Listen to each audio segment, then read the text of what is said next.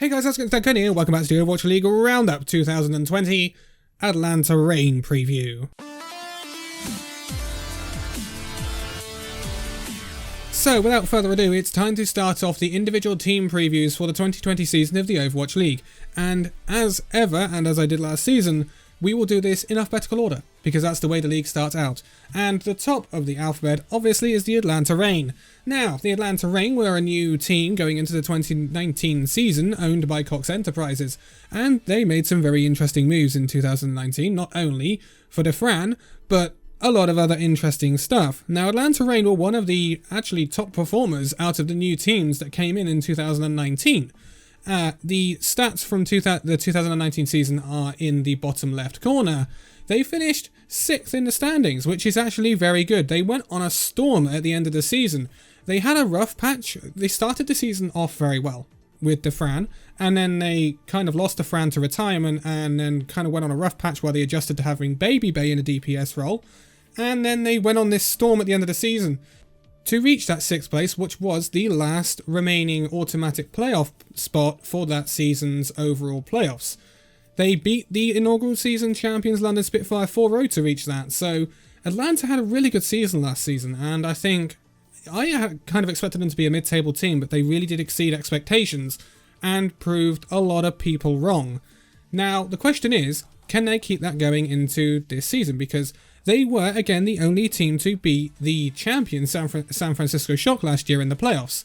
It kind of led to San Francisco Shock activating hardcore mode and just thrashing everyone, but Atlanta Rain did do very well nonetheless.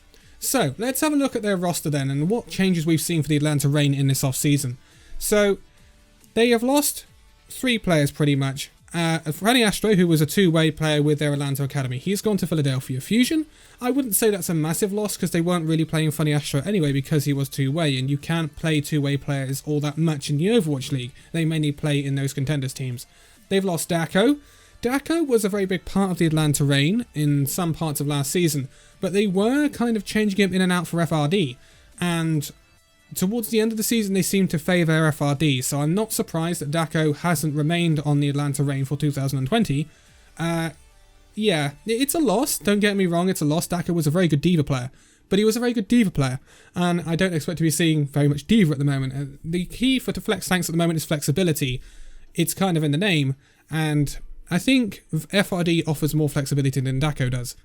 And then we have Enleia, who was a Russian DPS for the Atlanta Rain. He has retired. Again, no surprises here. The main DPS we saw last season for the Atlanta Rain were Erster and Baby Bay. Erster was very, very good, especially come the end of the season. And it will be interesting to see if he can maintain that really good form going into 2020. But in terms of additions, we have seen 3 additions for the Atlanta Rain in this off-season. So these are Hawk, Edison, and Sharp. Hawk is a tank player. He came from the Atlanta Academy, again, just promoted from the Atlanta Academy, and he's an off-tank. He can play D.Va, Zarya, and Roadhog. And yeah, I think that's a really good squad depth thing. And when we go through all of these teams, a big thing is going to come up, and it's going to be squad depth. Because of the way the season is now going to take place all over the world, we're having the homestand format. It's a big change and a big year for the Overwatch League. And these players are going to have a lot of air miles to cover. So squad depth is going to be massive in terms of player fatigue and being able to maintain a really high level of performance.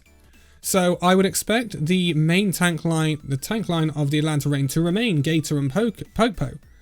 But I think we could see it be changed in and out, although they do seem to have an overload of off-tank players.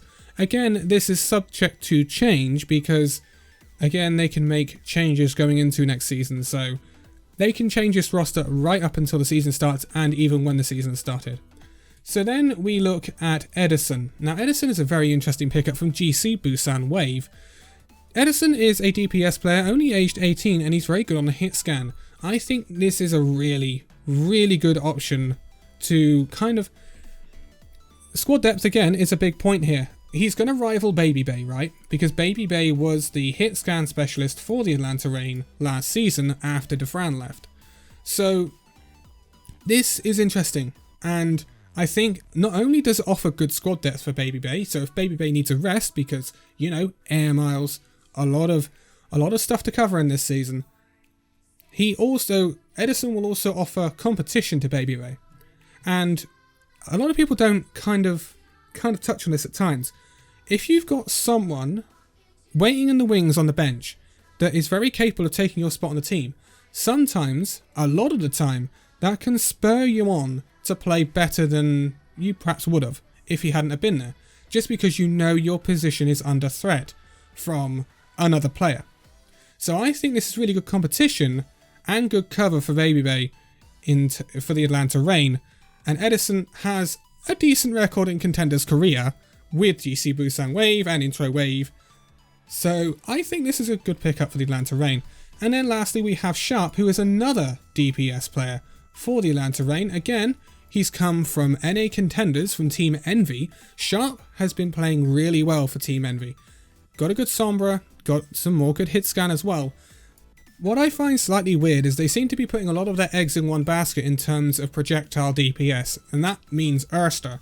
And I don't know, then maybe they'll sign...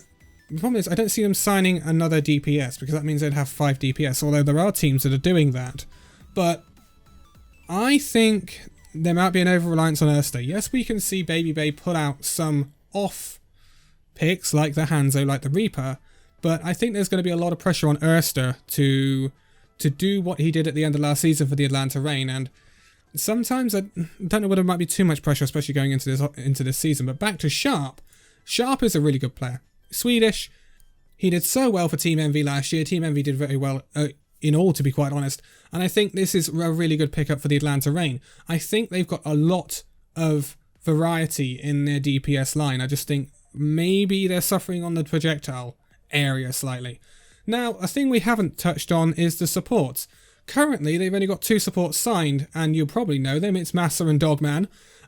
They haven't really changed too much from last season, and they didn't really need to change all that much.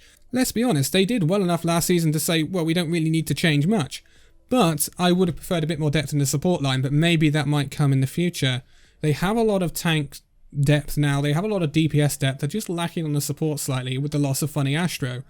So any other changes is kind of like, they're kind of mediocre changes. They've lost Caceres, the player development coach who was, I believe, head of the Dutch national team in the World Cup. It's not a massive loss, nothing that's going to, I don't think, break the backs of the Atlanta Reign. The question for me is, and it's the question I will be giving to the Hangzhou Spark as well, have Atlanta Reign stagnated? Because this is the big thing. A lot of teams are trying to make moves to improve, and have the Atlanta Reign improved? I think they've improved their DPS line. I worry about the lack of depth in their supports, and I think their tank line is pretty stable. So I'm gonna stick with I think their tank line's pretty good. I wouldn't be surprised to see them pick up a support before the season starts, but I don't think they need much more. Atlanta Reign is in a really good place, I think, going into the 2020 season. And there's no reason why they can't replicate, if not to exceed, the success that they saw in their first season in the Overwatch League. That 6th place was a very good finish, but the team itself looked so well gelled, and it looked like it was communicating really well. I really think the Atlanta Reign could push on this season and do even better than before. But that will be it for the Atlanta Reign. As I said, we are going in alphabetical order for these roundups, so the next will be the Boston Uprising. Oh, that's gonna be fun. Oh dear, oh dear, oh dear.